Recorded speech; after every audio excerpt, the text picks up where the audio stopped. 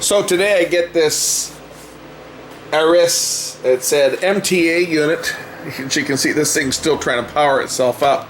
I think the batteries must be still, they must be just going flat in this thing. It's a cable telephone adapter, an MTA as it's called. And I was doing some work today, and the client had this thing sitting in there, you know, they said, well, just get rid of this thing. It was still plugged in, like they haven't used this thing.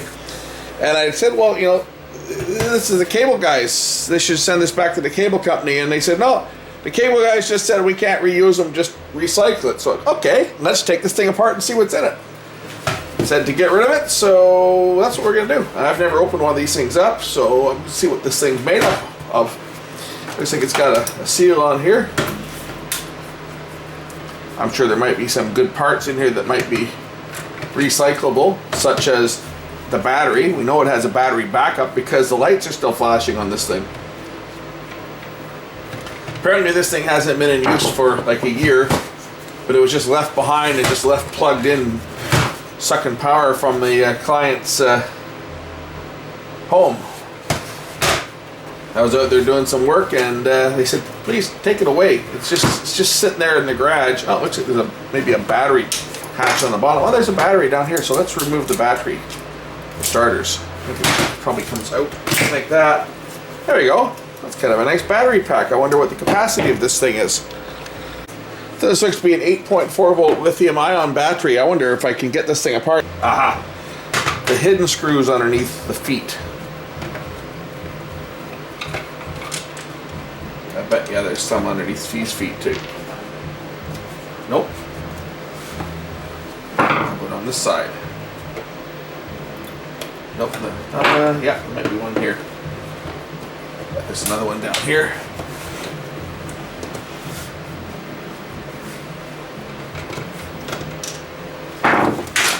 So, that's the unit. And it looks like it's got a little switching power supply down on this side. And our battery goes in, plugs into this. And there's the rest of it. So what this unit does is this unit's got a cable modem in it. It hooks up to the CATV company's cable line. And then it just has a cable modem in it, and it just generates dial tone for home phone service. This was the cable guys' solution. This is how they hook up their system. And then from this it just connects to the in-house wiring. Looks like it supports two lines. There's two transformers on here, and apparently I guess they can't reuse these things. Once they flash them once, they can't reuse them. They just tell people, well, when you cancel your service, you just recycle this thing and get rid of it. It seems like kind of a waste, but hey, that's what I was told to do. I was told just recycle it. So I figured I'd take it apart and show you guys what's on the inside of this thing. Let's get a little closer look at this thing. Right now I've got my eye on this.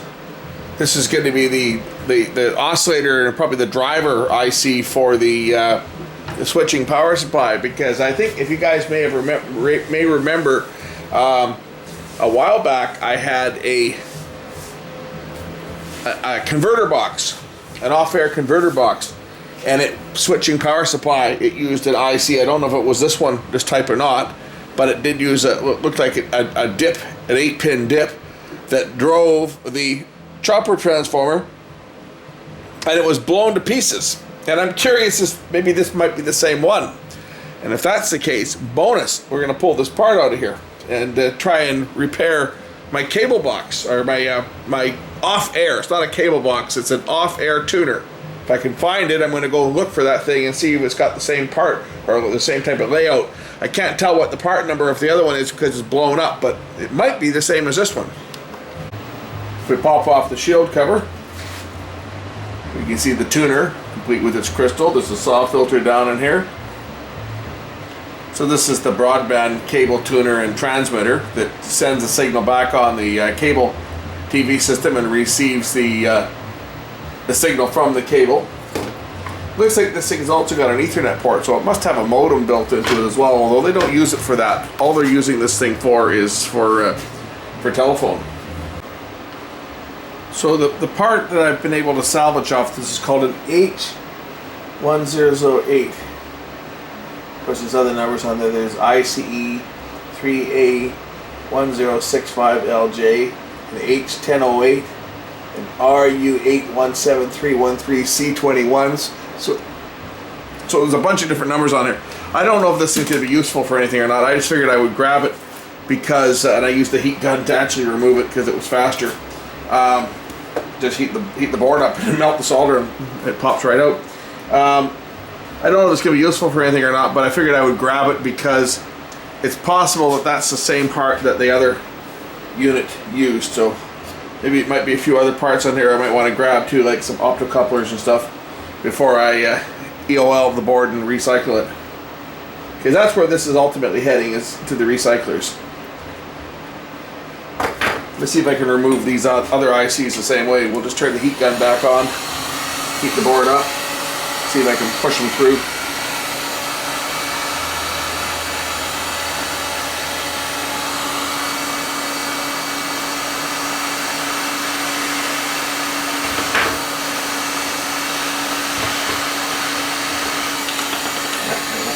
One came out like that.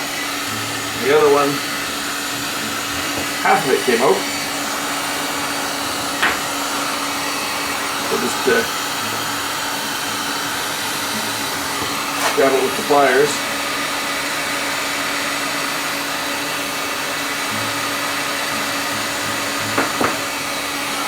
Heat up the pins that way. It make short work, and then drop it on the ground, of course. Make short work of taking out ICs through hole anyway. Just heat the whole thing up with the board, heat the board up with the heat gun. Get it hot enough to melt the solder, and they just drop right out. Same for other surface mounted components like this transistor here that might be nice to have. So I'm gonna heat this one up, and then just lift it off when it melts.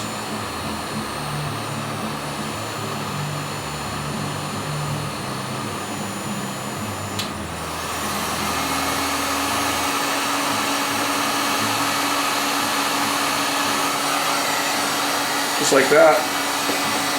So these are parts that I might be able to use for other things, so that's why I'm grabbing them.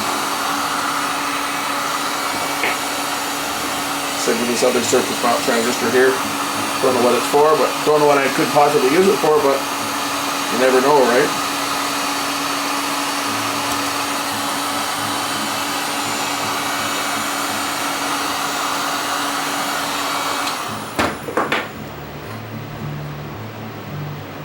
Maybe a bridge rectifier.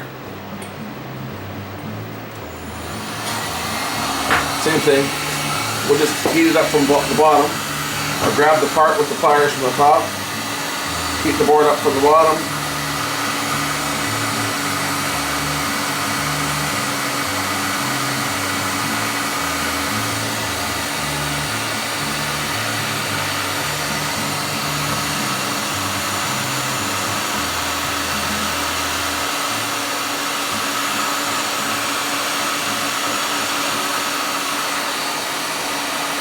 And when it gets hot enough, solder will melt and the part will come out just like that. And the part's actually not all that hot either. So it's not like I'm going to overheat the part and stress it to the point where the part itself is failed. I got the pins hot enough to melt the solder, but the heat didn't really go that far into the part itself.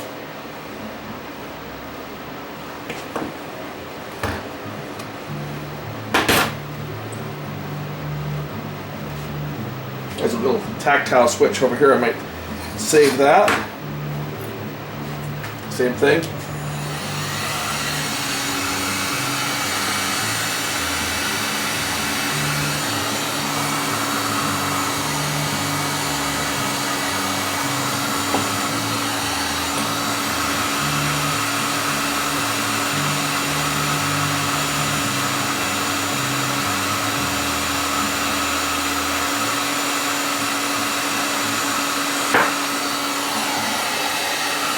There it is. Another transistor on the bottom here will take off.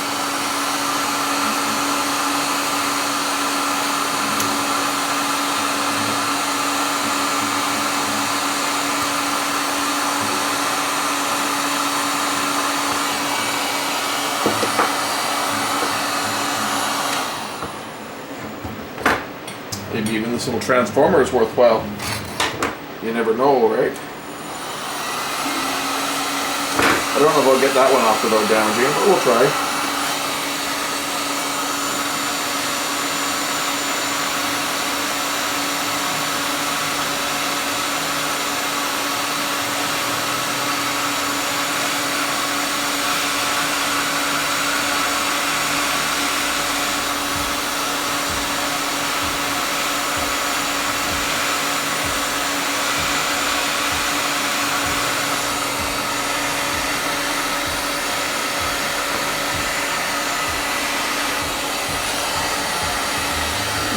Came out. Seemed to come out relatively unscathed. We got a couple capacitors that fell out of this thing.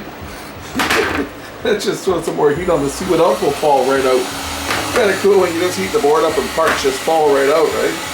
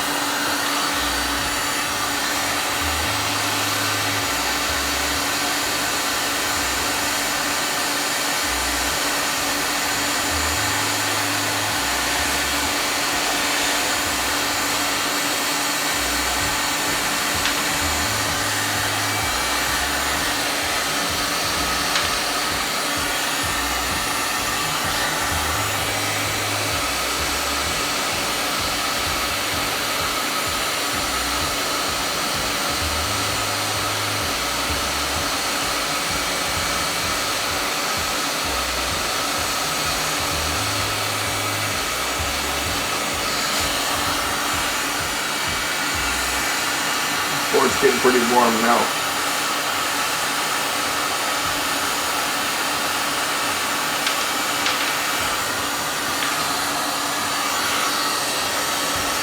I've heard of parts falling off boards before, but this is ridiculous.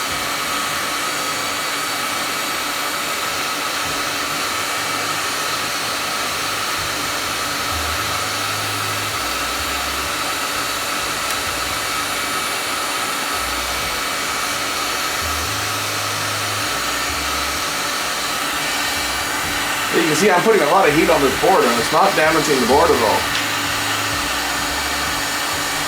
It's actually a pretty good board they made this thing out of.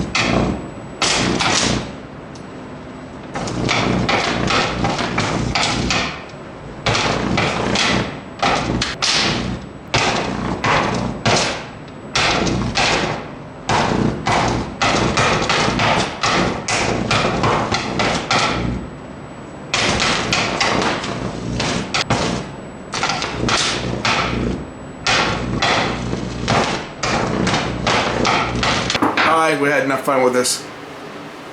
That's end of life, folks. It is definitely time for recycling. We'll catch you later.